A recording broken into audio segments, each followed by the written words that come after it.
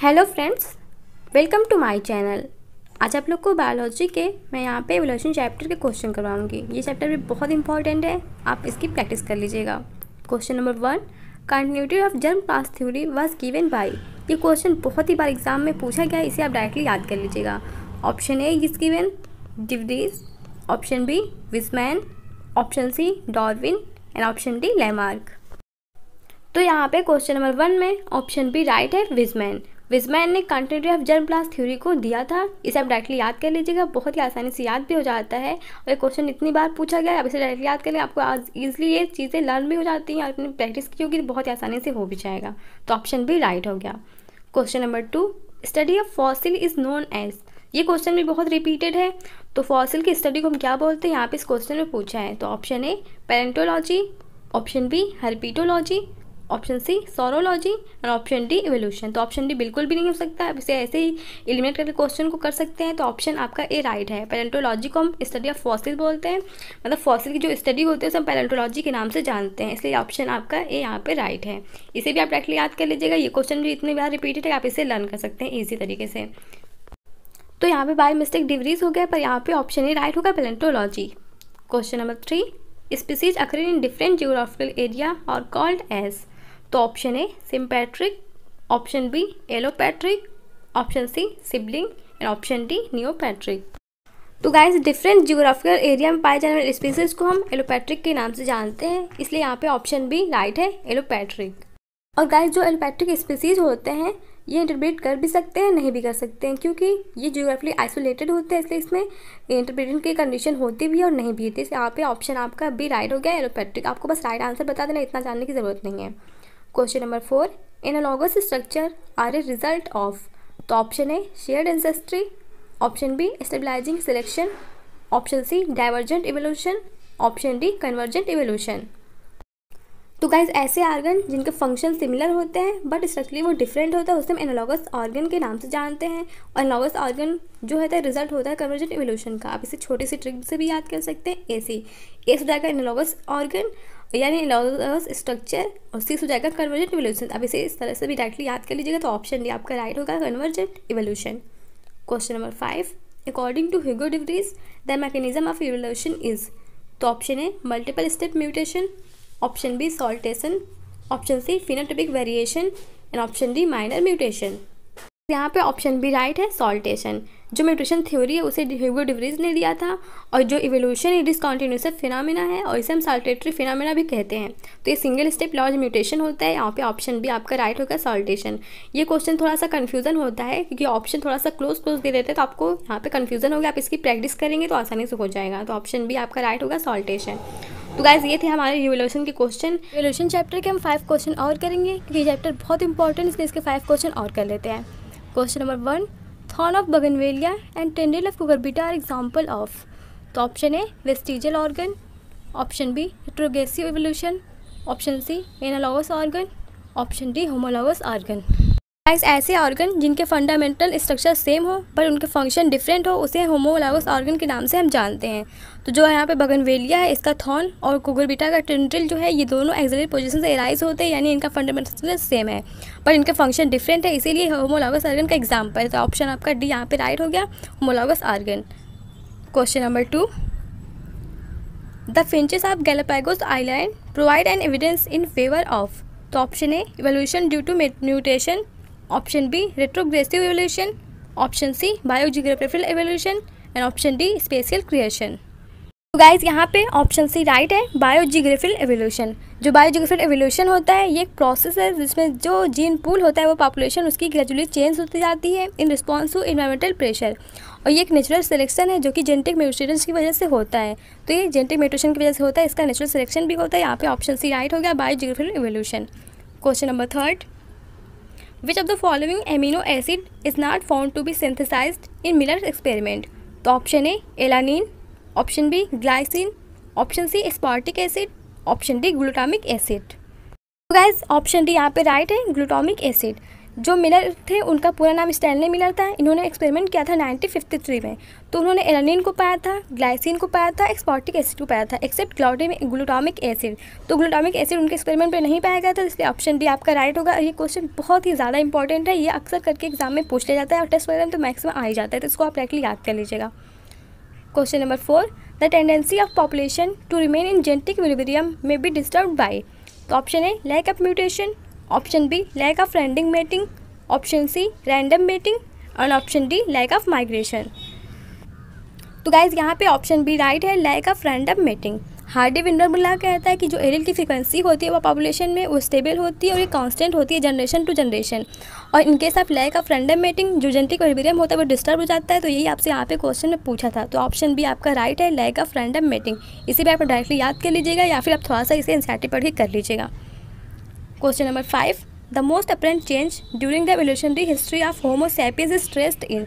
तो option A loss of body hair, option B walking upright, option C shortening of the jaw, option D remarkable increase in brain size.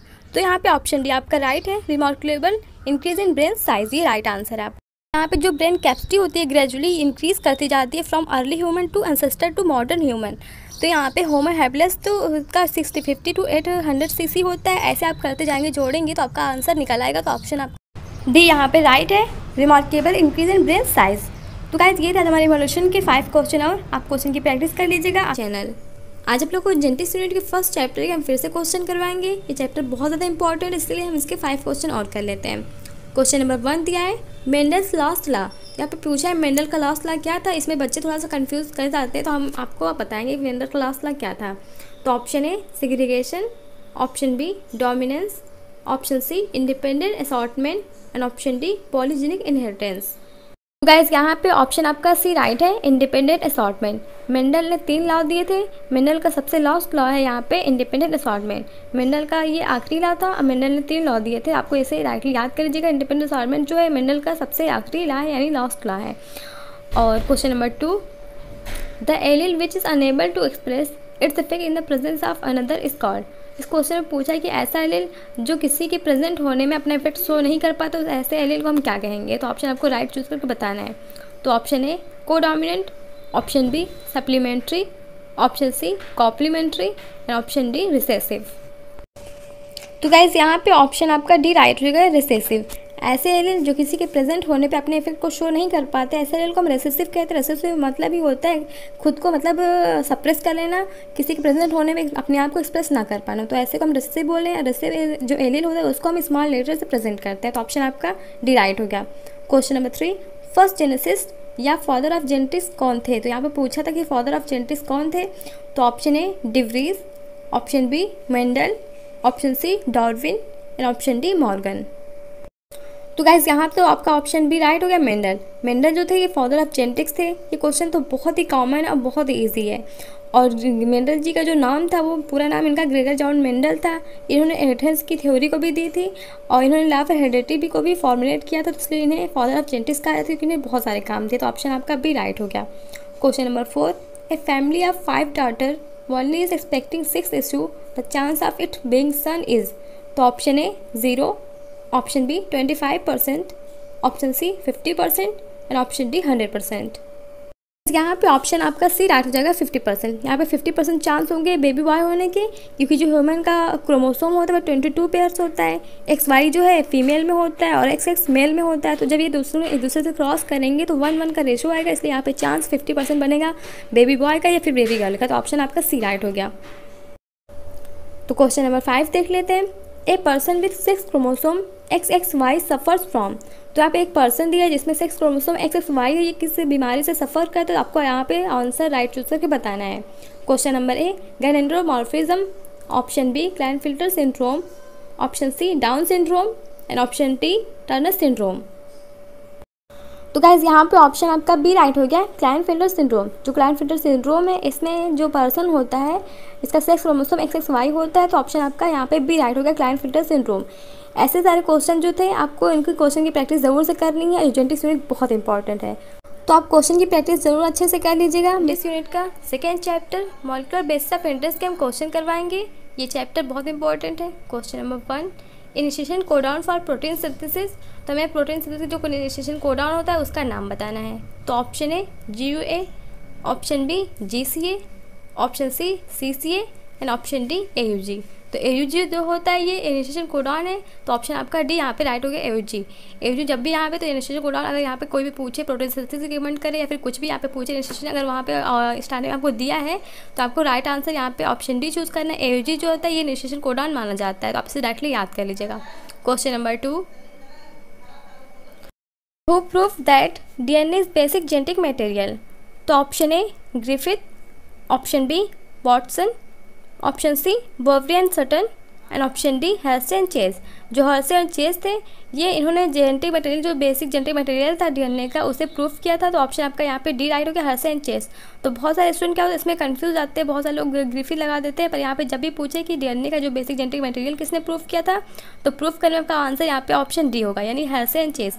इस question को आप इतनी बार practice कर लीजिए या फिर इसे डायरेक्टली लर्न कर लीजिए कि आपको इससे मिसमेक ना हो, और ये मिस्टेक बहुत जनरली हो जाती है, तो आप इसे याद कर लीजिएगा। Question number 3, in split gene the coding sequence are called. तो option A exon, option B cistron and option C introns and option D operons. तो इस क्वेश्चन में पूछे जो स्प्लिट जीन होता है उनका जो कोडिंग सीक्वेंस है उसे हम क्या कहते हैं, तो यहाँ पे उसे हमें बताना है। तो ऑप्शन आपका यहाँ पे ए राइट हो गया, एक्सॉन। एक्सॉन जो है स्प्लिट जीन के कोडिंग सीक्वेंस को हम एक्सॉन के नाम से जानते हैं, तो ऑप्शन ए राइट हो गया, एक्सॉन। तो यार इस क्वेश्चन को आप डायरेक्टली लर्न कर सकते हैं या फिर आपको बहुत डीप जाना है। यहाँ पे क्वेश्चन आप बहुत डीप ना जाइए, आप NCERT से पढ़ के उसके बाद से क्वेश्चन सॉल्व करें, बहुत इस तरीके से क्वेश्चन आपके सॉल्व होंगे। आप डीपली क्वेश्चन को बहुत ज़्यादा जानिए नहीं। Question number 4, the maximum formation of mRNA occurs in. तो option A ribosome, option B nucleoplast and option C cytoplasm and option D nucleolus. तो गाइस क्वेश्चन में ये पूछा है कि mRNA में किसका फॉर्मेशन सबसे ज़्यादा मैक्सिमम होगा, तो ऑप्शन आपका यहाँ पे चूज़ करके बताना है। तो ऑप्शन इस क्वेश्चन में आपका डी राइट है, न्यूक्लियोलस। न्यूक्लियोलस जो है mRNA में इसका फॉर्मेशन सबसे ज़्यादा होता है, और जो न्यूक्लियोलस है ये प्लाज्मोसोम बॉडी है जो कि बनती है अराउंड द न्यूक्लियस, और ये ऑर्गेनाइज होती है सेकेंडरी क्रॉस सेक्शन से जो कि क्रोमोसोम में होता है। तो ऑप्शन आपका यहाँ पे डी राइट हो गया।